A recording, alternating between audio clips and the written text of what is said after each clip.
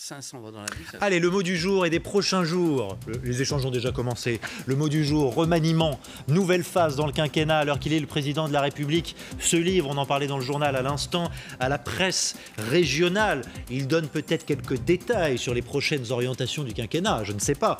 Nous allons évidemment en parler avec Isabelle Florennes qui est autour de cette table. Bonjour Isabelle Florennes, députée MoDem des Hauts-de-Seine. À vos côtés, Marie-Noëlle Lienemann, bonjour. Bonjour. Sénatrice de Paris. Secrétaire départementale Europe Écologie Les Verts, Sabrina Sebailly est avec nous également, bonjour. Et maire de Maisons-Laffitte, dans les Yvelines. Oui. Dites-moi si je me trompe. Jacques Millard est également avec nous, ancien député. Le remaniement, donc, tous les sondages confirment à ce stade une tendance. Édouard Philippe, eh bien, là où il est, ce sont les Français qui le disent. Récente étude du jour pour Elab, 57% des Français ont l'air d'apprécier leur Premier ministre, ou en tout cas d'estimer qu'il y a peu de raisons qu'il quitte Matignon. Et il va trouver des soutiens jusqu'à Marine Le Pen, Édouard Philippe.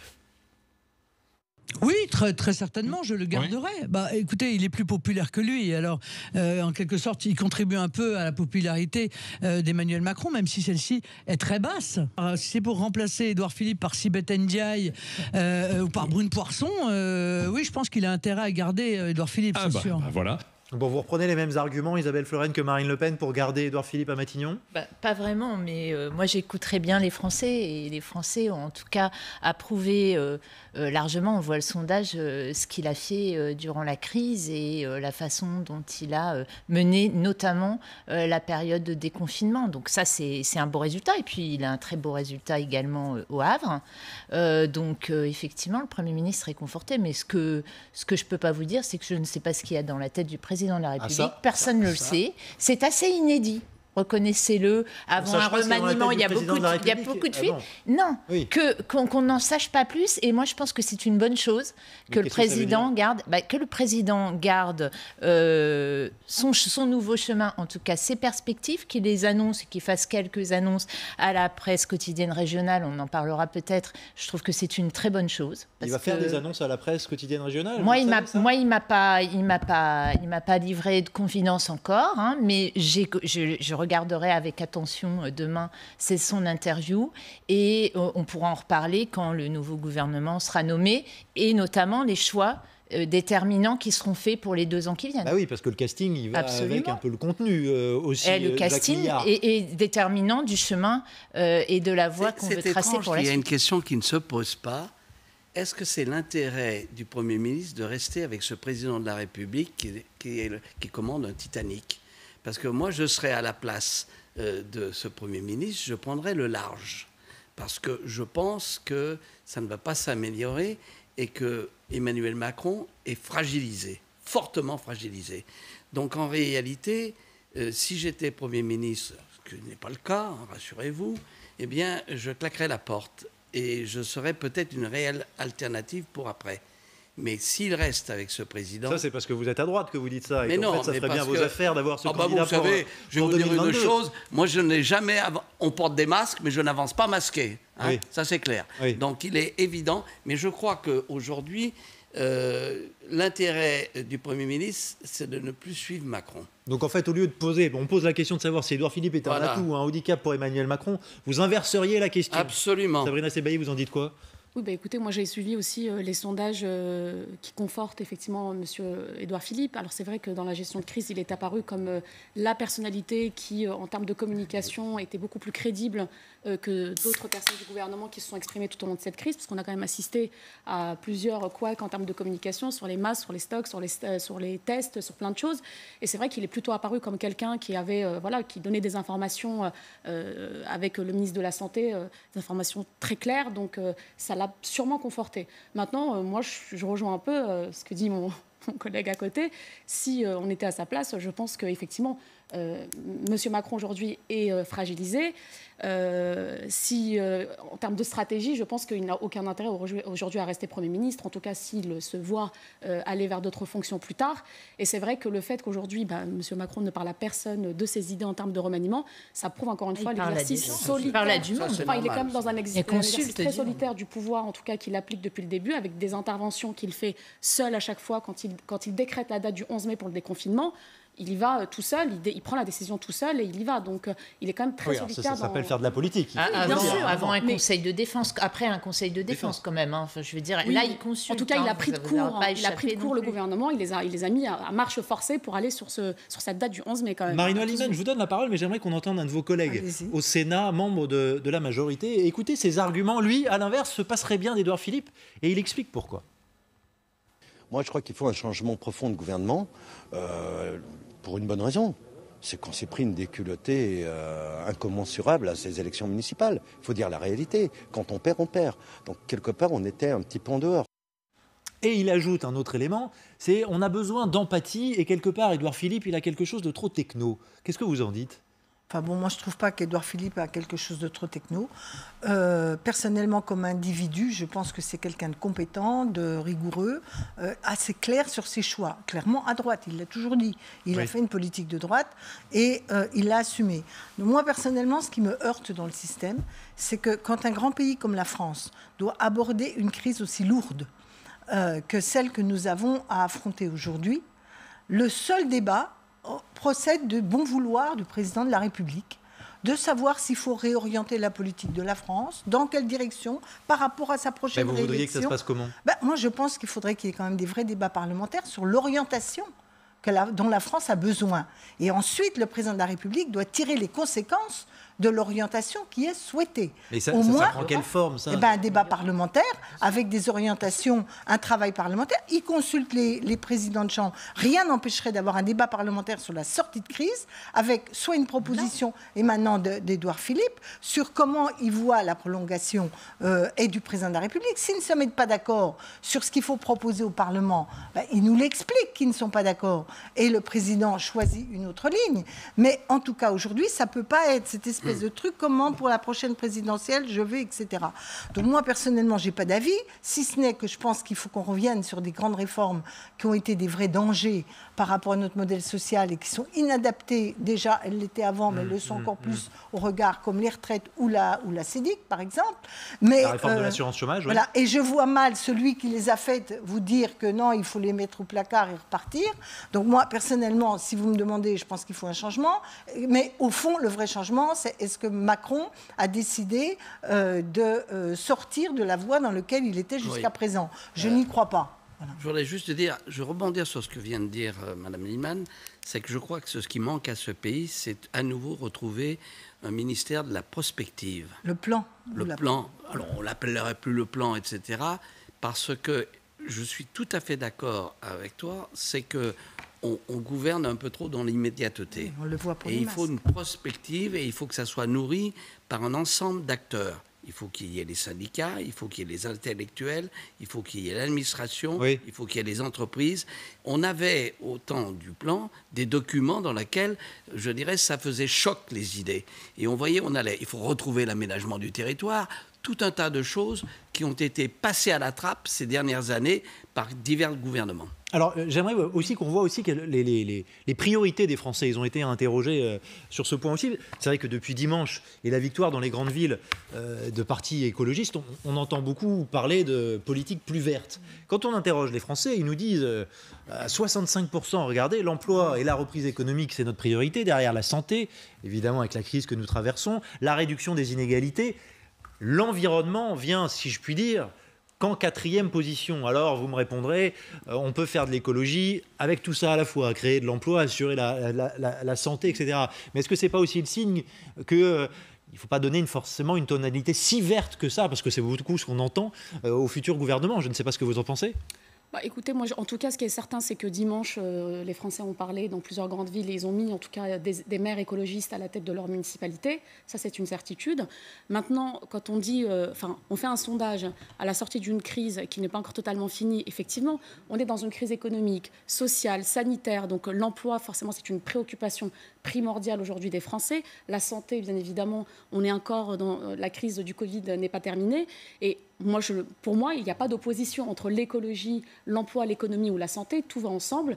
Et je pense c'est une grave erreur aujourd'hui de ne voir l'écologie que sous le prisme environnemental. Donc l'écologie politique, c'est un tout. Et l'écologie répond aux questions d'emploi, d'économie, de santé. On répond à toutes ces questions de société. Non, et voilà l'enjeu autour du cap aussi. On le voit, bien sûr, les Français, avec le taux de chômage qui va exploser, évidemment, c'est la priorité. Et évidemment, ça se construit à travers cette priorité-là, un futur gouvernement. On a vu ce week-end, avec l'abstention importante, que les Français étaient quand même très loin, globalement, des enjeux des élections municipales et que les préoccupations des Français. Et là, cet instantané, ce sondage instantané Le Monde, c'est effectivement leur emploi, l'emploi de leurs enfants, comment on fait pour se projeter dans les mois qui viennent, dans les années qui viennent. Et ça, c'est un vrai sujet, notamment sur toute une classe d'âge auquel je pense actuellement, qui sont les 200 à 300 000 jeunes qui vont se retrouver, se retrouvent actuellement sur le marché du travail avec évidemment peu de perspectives, peu de contrats, quel que soit leur niveau de formation. Donc là, il y a une réelle préoccupation. Et dans l'abstention de ce week-end, il y a la réponse. Ce sondage en est une réponse. Évidemment, la question écologique était au cœur de beaucoup de projets locaux, de projets municipaux. Et je suis d'accord avec vous, cette question écologique, elle n'est pas antinomique, elle n'est pas contradictoire avec une reprise économique. C'est en tout cas ce que j'ai compris des premières annonces du président de la République le 14 juin. Et puisqu'on parle emploi, ce chiffre à l'instant, 3378 postes supprimés à Toulouse chez Airbus, selon le syndicat FO, preuve de l'importance que va prendre et que prend déjà cet enjeu de l'emploi et pour les sous-traitants. On va avancer, si vous voulez bien, et suivre ce qui se passe à l'Élysée, bien sûr, de très près. Mais j'aimerais vous interroger sur les suites de l'audition. Il se passe beaucoup de choses en commission d'enquête. Ce n'est pas les parlementaires qui sont autour de la table et ex-parlementaires qui vont me contredire. Il se passe beaucoup de choses en ce moment en commission d'enquête à l'Assemblée, que ce soit sur la justice ou que ce soit sur le coronavirus. Commençons par le coronavirus parce que finalement, une semaine après, l'audition du professeur Raoult fait beaucoup de bruit et la réplique s'organise. Le Conseil scientifique, la haute autorité de santé, dénonce d'une même voix des propos qu'il juge infamants et relevant de la part du professeur Raoult de la calomnie, des mots qui sont assez durs. Et l'AP-HP va même un peu plus loin en portant plainte contre le professeur Raoult. Et explication de Charlie Nurel, vous allez comprendre pourquoi. La mortalité dans les réanimations ici, dans ce travail, toujours est de 43%. Chez nous, elle est de 16%. C'est cette phrase prononcée le 24 juin dernier devant la commission d'enquête qui place Didier Raoult à nouveau sous le feu des critiques. Dans une lettre, Martin Hirsch, le directeur général de l'AP-HP, accuse le professeur controversé de mentir. Nous n'avons aucune donnée qui place à 43% la mortalité dans les réanimations de l'AP-HP. D'autre part, il n'y a à ce jour aucune étude publiée qui analyse comparativement les taux de mortalité en réanimation entre les hôpitaux parisiens et marseillais. Bras de fer entre les deux hommes. Le défenseur de l'hydroxychloroquine maintient ses propos. Il renvoie à un rapport de la cellule de crise de l'AP-HP datant du 14 avril, mais également aux propos du chef de service des maladies infectieuses de la Pitié-Salpêtrière. Pour Paris, je confirme, c'est pour les malades en réanimation, je confirme. C'est de l'ordre de 40% malheureusement. Mais Marseille, je ne sais absolument pas, je ne sais pas. Martin Hirsch cible également ses propos du professeur Raoult à propos du premier décès du Covid en France. Il avait de la fièvre, il a 80 ans, il revenait de Chine. Il n'a pas été testé. Il est rentré chez lui, il est revenu 7 jours après avoir contaminé sa fille, et il est venu mourir dans un hôpital. Le directeur général de l'AP-HP affirme de son côté que ce patient a été admis à l'hôpital Georges Pompidou et qu'il n'a jamais été renvoyé chez lui. Avant de vous entendre sur ce plateau, j'aimerais qu'on écoute le professeur Jean-Michel Constantin. Bonjour professeur, vous êtes à la Pitié-Salpêtrière. On vous a souvent entendu pendant cette crise, souvent vous êtes venu échanger avec nous. Vous comprenez les poursuites là lancées par l'AP-HP, elles sont justifiées selon vous à la lumière des chiffres avancés par le professeur Raoult ? Elles sont probablement justifiées. Cela ne me surprend pas que l'AP réagisse par voie officielle par rapport à ces propos. Je ne suis pas persuadé qu'il ait menti. Je crois qu'il ne sait pas de quoi il parle et qu'il est totalement en dehors de la réalité, le professeur Raoult. Et ce qui me gêne, c'est pas qu'il compare des chiffres, c'est qu'il se permette de faire passer le message des familles potentiellement endeuillées, eux n'ont pas pris en charge leurs proches convenablement. Et quand je dis que je ne sais pas de quoi il parle, c'est que, si vous voulez, à mon sens, la confusion, elle est qu'à Marseille, tous les patients qui avaient une détresse, comme on fait toujours au quotidien. Les réanimateurs marseillais sont des amis. J'ai même des amis très chez la Timone et à Nord. Quand à ce moment-là, sur Paris, on avait une telle vague qu'on a pris en réanimation que les patients les plus graves qui nécessitaient absolument une assistance ventilatoire invasive, voire une épuration, une oxygénation extracorporelle. Et on avait créé, ce qui n'a pas été fait ailleurs, des unités intermédiaires dans lesquelles on mettait tous les patients qui avaient besoin d'oxygène ou de ce qu'on appelle la ventilation non invasive. Ce qui fait que si on compare à Marseille, il faut comparer l'ensemble de on a un problème de liaison avec vous, professeur Constantin. Je suis désolé, on vous entend mal, mais on a entendu l'importance de votre propos, c'est que tout dépend du cas et de la gravité du cas qu'on prend en charge. Et sûrement là, une distinction à faire entre, au plus fort de la crise, la situation à Marseille, la situation à Paris. Mais tout de même, Marie-Noëlle Lienemann, on a vu la controverse scientifique, on a entendu les débats scientifiques, tout et son contraire parfois. Ça doit maintenant se régler devant les tribunaux ? Non, mais moi je trouve ça absurde. Je ne vois pas pourquoi. D'abord, la commission d'enquête parlementaire, elle doit faire la vérité. Un témoignage n'est pas la vérité révélée. Et premièrement, elle doit donner la liberté totale de ton à celui qui vient s'exprimer. Enfin, vous prêtez serment. Bien sûr. Non, mais attendez, vous êtes tenu de dire la vérité. La vérité, vous voyez bien la controverse scientifique. Moi, c'est pour ça que je trouve ça absurde. Vous trouvez absurde qu'il y ait une plainte ? Oui, que la PHP dise les propos du professeur Raoult ne nous paraissent pas rigoureux. Parce que, premièrement, il n'y a pas d'études. Donc, s'il n'y a pas d'études, ce n'est pas forcément faux, mais en tout cas, ce n'est pas fondé. Deuxièmement, les chiffres que nous avons ne correspondent pas à la même base statistique, c'est-à-dire d'un côté, on prend que ceux qui sont en réa pur, et de l'autre côté, on prend réa plus le sas d'expansion entre les deux, et que si on prend les deux, à Marseille, il y a que tout est groupé, ailleurs, c'est segmenté, les chiffres ne sont pas les bons. Mais il ne faut pas être dans la controverse. Ils entretiennent l'idée qu'ils ont une réaction passionnelle par rapport au professeur Raoult. Il faut avoir une analyse rigoureuse, scientifique. Et nous savons que dans les sciences, notamment quand il s'agit des statistiques, la base que vous prenez pour les statistiques, c'est comme le taux de chômage comparé en France et en Europe avec tous les gens qui les chiffres, on leur fait dire beaucoup de choses. Donc au bout d'un moment, la truc... Et pendant ce temps-là, on ne se pose pas la question suivante, qui est de se dire comment ça se fait que ce pays n'avait pas les masques et dépend des Chinois. On se la pose aussi en parallèle. Mais on va se la poser ensemble. Comment on n'avait pas les tests, pourquoi on ne les a pas fait? Non, je ne vous dis pas que Raoult a raison. Je dis que ce n'est pas l'objectif de ces commissions d'enquête. Ça doit être de faire, autant que faire se peut, une analyse rigoureuse, contradictoire. L'analyse n'est pas terminée, on est bien d'accord, Madame Lienemann. En réalité, ils nous cassent un peu les pieds, tous ces gens-là. Moi, je suis excédé par ces prises de bec que Père Martin, je le connais, c'est un homme tout à fait performant, posé, etc. Mais de là à aller à chaque fois, je te poursuis pour diffamation, je te poursuis pour ça, ras-le-bol. Je veux dire, les tribunaux ont autre chose à faire, vous voyez ce que je veux dire. Et la synthèse de la commission d'enquête se fera in fine, et là, on jugera. Alors, on connaît, vous savez, il y a un mensonge, le parjure et les statistiques, qui sont le 3e degré du mensonge. Donc, il est évident que ça sert strictement à rien et que ça agace les Français et que ça décrédibilise des gens qui, par ailleurs, ont une certaine notoriété. Oui, enfin bon, la vérité, ça a un sens aussi. Ça. Oui, la mais vérité a un sens. Il y a un deuxième cas qui est par exemple le cas de ce patient chinois qui a été un des premiers infectés. Mais vous voyez, il y a des faits. Oui, mais les faits, la gestion de la crise passe au second plan sur un débat de statistiques, alors qu'on sait que pendant cette crise, on a eu énormément de mal à avoir des chiffres exacts, ne serait-ce que sur les EHPAD, le nombre de décès dans les EHPAD, les tests qui n'ont pas été effectués sur les morts pendant cette crise. Donc en fait, aujourd'hui, on n'a pas réellement assez de recul pour avoir une analyse fine et avec des chiffres précis sur ce qui s'est passé. Donc, la gestion de la crise passe au second plan. Il faut quand même se pencher sur la manière dont a été gérée cette crise sanitaire. Pourquoi on n'avait pas les stocks de masques? Pourquoi on n'a pas fait les tests? Et surtout, on ne peut pas comparer la région Île-de-France avec la région, à Marseille, puisqu'on n'était pas du tout dans le même type de configuration en termes de crise. Bon, vous êtes tous d'accord sur ce point. Manifestement, pour vous, la PHP n'avait pas apporté plainte.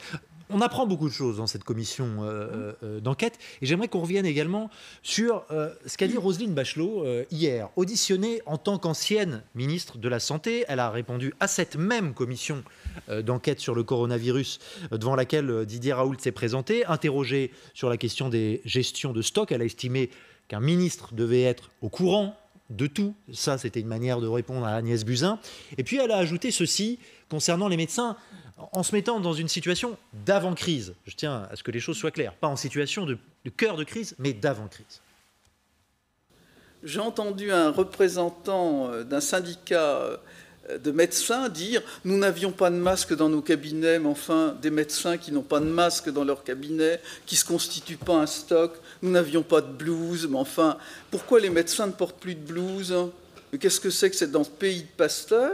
Qu'est-ce que c'est que cette médecine où on ne croit plus à l'asepsie ? Vous dites les gens ne croient plus au masque, mais quand un médecin vient me voir pour une angine à streptocoque, qu'il arrive sans masque, sans blouse, sans se laver les mains, qui me pose sur le torse, très beau d'ailleurs au passage, mais un stéthoscope qui n'a même pas désinfecté, qu'il repart sans se laver les mains, sans masque et sans blouse, mais pourquoi est-ce qu'on n'a pas des blouses ? On attend que le préfet ou le directeur de l'ARS vienne avec une petite charrette porter des masques ? Mais qu'est-ce que c'est que ce pays infantilisé ? Il faut quand même un peu se prendre en main dans ce pays. C'est ça la leçon qu'il faut tirer. L'infantilisation, nous dit Roselyne Bachelot. Est-ce qu'il n'est pas là le mot-clé de ce que veut dire la ministre ? Alors, beaucoup de médecins ont trouvé qu'elle était allée peut-être un peu trop loin, l'ancienne ministre de la Santé, Roselyne Bachelot. Mais elle nous dit, est-ce que tout doit venir de l'État tout le temps ? Ça me rappelle la phrase de Pompidou, vous vous souvenez, quand il avait été bloqué dans un train dans le Massif central, il n'avait pas accusé l'État de ne pas venir le chercher. Vous vous souvenez de cette affaire ? Donc elle s'est fait plaisir, Roselyne, en disant ça c'est clair, on la connaît, mais elle n'a pas tout à fait tort. Pourquoi elle n'a pas tout à fait tort ? Parce qu'il y a un moment, les citoyens, enfin les médecins, elle a raison, parce que, comme vous l'avez dit, c'est avant la crise. Oui. Donc effectivement, si avant la crise, les médecins n'ont pas le minimum d'éléments pour travailler, c'est quand même assez étonnant. Alors, elle exagère sans doute un peu, parce qu'il y a beaucoup de médecins qui désinfectent le stéthoscope, qui ont des masques, qui ont des blouses, etc. Donc, mais elle se fait un peu plaisir. Il y a forcément beaucoup de médecins avec des blouses aujourd'hui. Mais surtout, ce que je retiens, c'est une grande leçon de politique. Elle a fait, effectivement, vous la connaissez bien ici sur LCI, elle a fait un grand numéro, mais je ne dis pas ça du tout de façon péjorative. Elle a donné une grande leçon de politique. Et hier, j'ai écouté l'intégralité de son intervention. C'était un moment d'abord très intéressant sur sa gestion, et elle est tout à fait légitime pour dire ce qu'elle dit, puisqu'elle a géré, et elle en a pris plein la figure au moment de la grippe H1N1, et elle en a pris, et elle le reconnaît, et elle dit qu'elle a eu raison, et elle explique pourquoi, et toute cette partie est aussi très intéressante. Et ensuite, elle dit des choses, mais en fait, écoutez, regardez le buzz que ça a fait. Les gens l'approuvent. Effectivement, une profession doit s'équiper, quelle qu'elle soit. Si elle est exposée de façon sanitaire, elle doit aussi envisager la prévention. Et beaucoup de médecins, heureusement, l'ont fait ou sont équipés. Et après, vous avez toujours les râleurs qui se répandent sur les plateaux télé. On les connaît et on les a vus immédiatement réagir. Mais on parle de l'avant-crise, c'est pour ça que... Et pour équilibrer le débat, et je vous donne la parole, écoutez ce que vient de dire aussi Xavier Bertrand devant cette même commission, lui aussi ancien ministre, et il ne dit pas la même chose. J'estime également que les professionnels de santé libéraux sont les bras armés également de l'État, et qu'ils doivent être protégés par l'État. Je vois qu'il y a, depuis quelques heures, début d'interrogation ou de polémique. Chacun voit midi à sa porte, mais en tout état de cause, quand je vois aussi le tribut qu'ont payé les professionnels de santé des libéraux, le nombre de malades, ceux qui sont aussi morts, je pense que c'est aussi dans les fonctions régaliennes que d'assurer la protection de ceux qui nous protègent et de protéger effectivement ceux qui nous soignent. C'est Bailly. Oui, écoutez, moi, c'est vrai qu'il y a comme beaucoup de médecins qui sont morts pendant cette crise. Un plan de santé publique, ça se réfléchit quand même à l'échelle nationale. Donc, dire aujourd'hui que les médecins n'étaient pas équipés en stock de masques, de quel stock de masques on parle ? Si on parle d'un médecin qui travaille dans un cadre normal hors période de crise, je pense que les médecins sont équipés aujourd'hui avec le minimum, c'est-à-dire un masque pour travailler quand il y a la grippe, quand il y a ce type de virus qui sont saisonniers. Maintenant, on est dans le cadre d'une crise d'une grande ampleur où, à l'époque, je le rappelle comme le gouvernement nous expliquait que c'était une simple grippette. Enfin, au moment où la crise arrive et on est impacté de plein fouet, les médecins se tournent. Les médecins se tournent. Le gouvernement le disait aussi. Les médecins se tournent pour commander des masques. Il n'y avait plus de masques. Enfin, c'est ça aussi la réalité. C'est pas le gouvernement. Mais il n'y en avait pas avant. C'était les épidémiologistes. Premièrement, effectivement, les médecins doivent avoir des masques, des blouses, mais pour un nombre de cas limité, quand ils voient qu'ils ont une suspicion de staphylocoque, de choses comme ça. Et c'est pas systématiquement tout le truc. Là, on avait besoin de systématiquement masques, blouses, éventuellement, etc. Donc, premièrement, la santé publique, et je suis d'accord avec ce qu'a dit M. Bertrand, la santé publique, l'État doit garantir l'accès de tous aux masques. Le vrai sujet, c'est pourquoi avant, on avait démantelé la stratégie qui était préexistante sur tout ce qui est masque, gel et protection sanitaire. Il y avait un organisme spécifique, les PSUS ou un autre comme ça, les PRUS, voilà, qui planifiait, qui prévoyait des stocks, qui prévoyait peut-être d'ailleurs pas assez la manière dont ils étaient ventilés et les logistiques connexes. Mais il y avait cette structure. On l'a démantelée avec d'ailleurs déjà la thèse que j'entends, c'est que chaque entreprise devait avoir ses masques. Sans que d'ailleurs l'ensemble des entreprises le sachent. On délibère d'un truc, d'un plan. Donc il faut que ces plans sanitaires soient débattus, rendus publics, votés par le Parlement, actualisés régulièrement et que des suivis soient garantis pour être sûr que, un, tout le monde sait ce qu'il y a à faire, deux, que l'État a fait ce qu'il fallait et qu'on ait les moyens. Et enfin, quand vous voyez qu'il y a des entreprises de masques français aujourd'hui qui ont des surplus et qui ne savent pas s'ils vont pouvoir poursuivre leur production, je dis halte les conneries, il faut immédiatement organiser cette filière. Pour expliquer peut-être, c'est pour éviter qu'on se débarrasse de ces masques, le gouvernement, et vous allez voir j'ai fait un lien. Le gouvernement demande aux entreprises de s'équiper en prévision d'une éventuelle deuxième vague en prenant 10 semaines de stock de masques en prévision, donc encore une fois, de l'automne. Et alors tout de suite, levée de bouclier et la réponse des entreprises qui nous disent « ça va coûter cher ». Donc à la fin, c'est le consommateur qui va payer. Écoutez le président de l'Union des entreprises de proximité. C'est ce qu'on veut. Mesurer dans nos entreprises les mesures sanitaires, aussi bien en temps de mise en œuvre qu'en achat de matériel, est quelque chose de coûteux. Certains de nos collègues sont contraints de répercuter ça sur le client, faute de quoi, naturellement, il y a un problème d'équilibre, puis l'entreprise ne peut pas travailler en perdant de l'argent. Donc, si jamais il y a des surcoûts, ils seront répercutés, ça, sans aucun doute. Et là, je reprends le mot de Roselyne Bachelot d'infantilisation. Et alors quoi? Quand il faut, on se tourne vers l'État, on lui demande de nous fournir les masques, Marie-Noëlle Lienemann, et puis de l'autre, il nous moi, dit préparer l'avenir. Personnellement, je dis que les entreprises, je dis que les entreprises doivent prendre en charge ce genre de truc, quitte à ce que les prix augmentent. Je m'excuse au bout d'un moment. Pour autant, 10 semaines, j'en sais rien, mais en tout cas, voilà. On avait un entrepreneur qui nous disait tout à l'heure, ça me coûtera 20 000 €. Et à juste titre, quand on a dézingué, qu'on a démantelé les Prus, c'était une faute. Il faut que l'État assure des stocks stratégiques et en fonction de ça, en relation avec les entreprises, bien sûr, il peut les nourrir en masque ou en gel. Donc c'est complémentaire.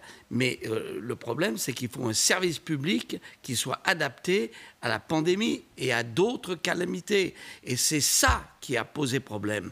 La notion de service public, je rejoins les propos de Xavier Bertrand, sont fondées. Et ce que dit effectivement Bachelot, c'est que c'est en amont de la crise où chacun doit se dire est-ce que j'ai aussi les moyens? Bien sûr, mais c'est ce que fait les chefs d'entreprise. Je veux bien qu'Alain Griset dise ça. Est-ce qu'il s'exprime pour l'ensemble des entreprises? Il y a des entreprises qui ont pris les devants dès le départ, se sont équipées. La région Île-de-France, et je pense un certain nombre de régions, et notamment celle de Xavier Bertrand, ont ouvert pour les entreprises des centrales d'achat, d'équipement, et ça fait quand même 2 mois des accidents du travail. On travaille sur ce sujet et que les chefs d'entreprise ont le souci de la protection de leurs salariés. Sans toujours attendre que l'État le fasse. Mais évidemment, l'État a son rôle à jouer dans la pandémie, c'est évident. En cas de pandémie. Donc même avant. Évidemment une gestion. Mais après, effectivement, il faut que les entreprises soient en capacité de protéger leurs salariés en tout temps. Et je pense qu'effectivement, ce qui est voté, il faut que ça soit communiqué largement aux aux chefs d'entreprise pour qu'ils puissent être à jour sur les stocks de masques, s'ils sur la ne sont pas protection. avertis maintenant, ils ne le seront jamais. Hein. Là, au passage, Là, il faut voir que les prix, maintenant. il faut voir que les prix des masques ont fortement diminué et que les charges ne sont pas... Moi, pour ma ville, j'en ai acheté au moins 50 000, 60 000. On les a en stock, on distribue ça gratuitement, mais on a atteint des prix... La concurrence a joué, hein, je peux vous dire. Enfin bon, moi, je tiens à ce qu'on prenne prioritairement des masques produits en France. Ah, ça, parce que d'accord. c'est quand même la garantie... C'est ce que j'ai fait à Maison Lafitte. Hein. Quitte à ce que ce soit légèrement plus coûteux, je pense que c'est fondamental pour... Et réutilisable. Plus on joue local, les solidarités locales entre entreprises, mieux ça vaut. Parce qu'on a moins de logistique bureaucratique, etc. Et par ailleurs, je considère que vu la deuxième vague, et assorti à la couleur noire de ma cravate. Il n'est pas illégitime, vu qu'on n'a pas ce système public organisé, il n'est pas illégitime que par mesure de précaution, on demande avant la deuxième vague aux entreprises d'avoir des mesures de précaution. Par contre, moi, je ferais quand même une distinction entre les très grandes entreprises qui aujourd'hui ont quand même les moyens de s'équiper et les petites PME, TPE qui sont en grosse difficulté à la sortie de cette crise et qu'il va falloir aussi soutenir parce qu'il y a quand même tout un pan de l'économie locale qui est en train de s'effondrer suite à cette crise. Mais les PME, il faut les aider de toute façon. Il faut les aider de toute façon, mais sur les masques aussi. Il y a un débat évidemment qui concerne la gestion sanitaire en général. Il y a un débat aussi en ce moment, il est aiguisé, entre justice et politique. Ça ne vous aura pas échappé, tout parti confondu. Dans un contexte très tendu, c'est peu dire qu'on attendait beaucoup de la nouvelle audition de la procureure générale de Paris, Catherine Chanrenaud. Y avait-il eu pression dans l'affaire Fillon, comme l'a clairement dit l'ex-chef du parquet national financier, le PNF, Catherine Chanrenaud, a répliqué. Il y a 2 points importants à retenir. Le premier point important de son intervention et de ses réponses, c'est que non, elle n'a pas reçu à l'époque, dit-elle, de consignes venues d'en haut. D'abord, je voudrais dire avec force que je n'ai reçu dans l'affaire Fillon comme dans tous les autres dossiers relevant de mon contrôle hiérarchique aucune instruction de la DACG, aucune instruction du pouvoir exécutif et qu'ainsi je n'ai jamais relayé une demande du garde des Sceaux ou du pouvoir exécutif pour influer sur le traitement des procédures. Je partage avec vous la réaction de Jean-Luc Mélenchon qu'on apercevait tout à l'heure dans le journal de midi, mais qui était on ne peut plus clair. Même asséné à coups de marteau, le sabir volontairement abscon de Chanrenaud reste un enfumage. Sa spécialité juridique reste la persécution politique des opposants et l'intimidation des subalternes.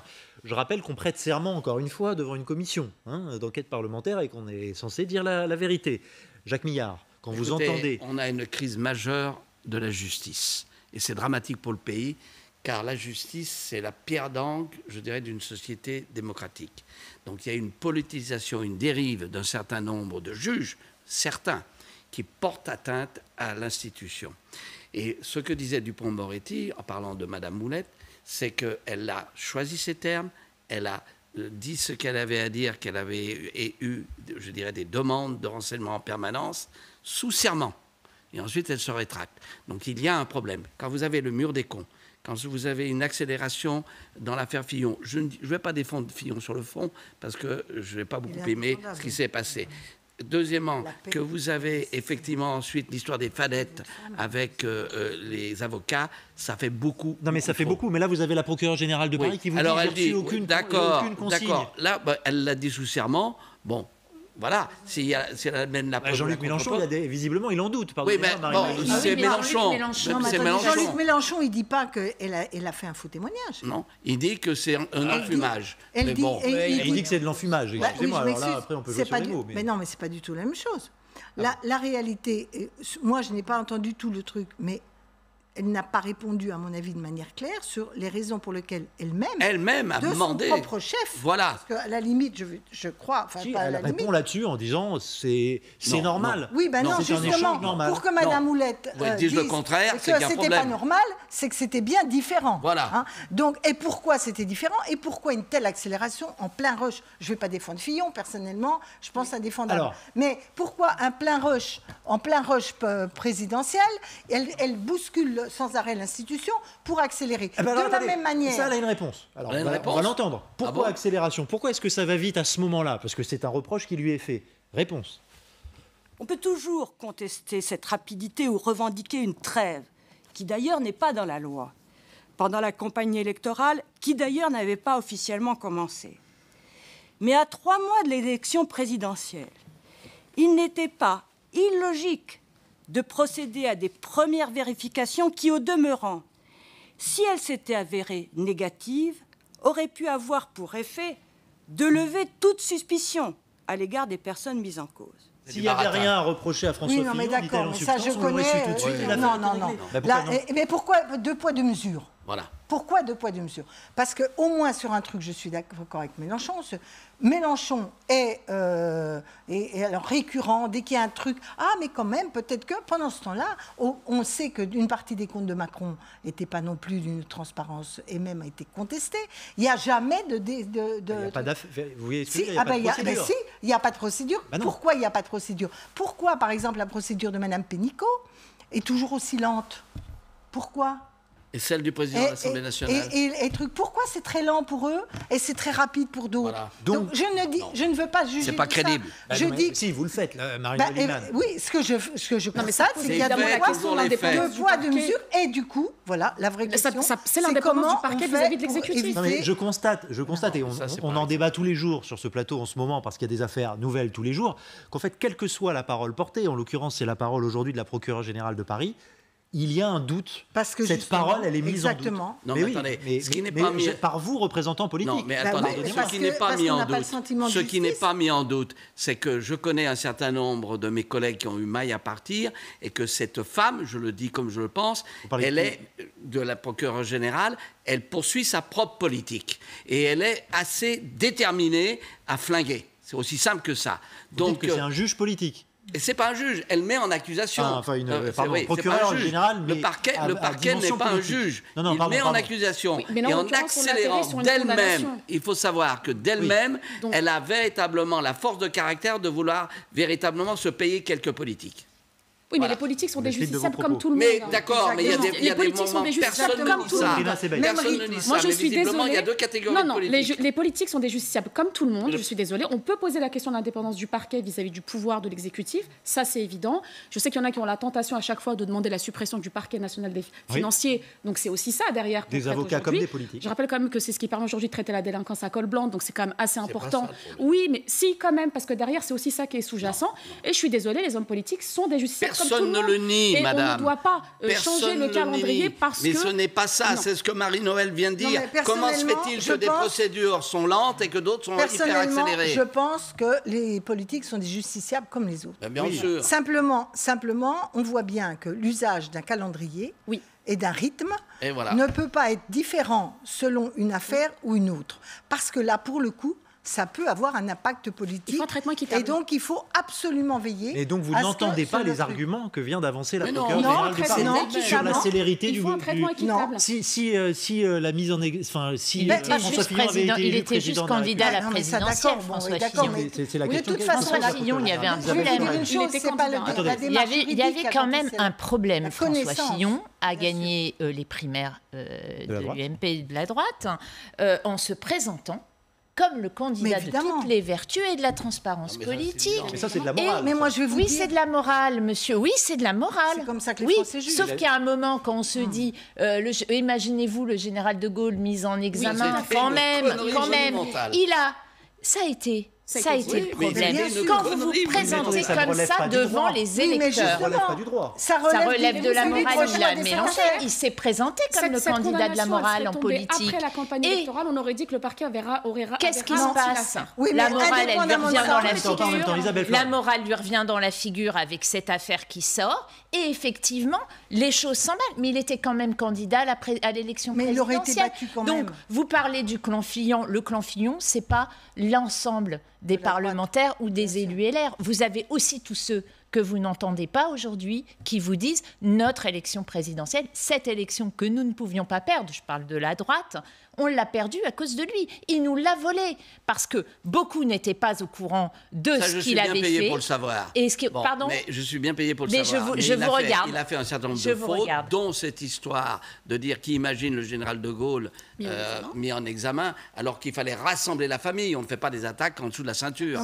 Et ça, c'est une faute politique. C'est fini, je suis désolé. Le temps débattu, passe les et Français le temps passe. auraient jugé Et je vous aussi. remercie d'avoir participé à ce débat. Évidemment, comme tous les jours, le débat politique. Dans un instant, Arlette Chabot qui reçoit justement Roselyne Bachelot. Mais d'abord, la météo de Tatiana Silva.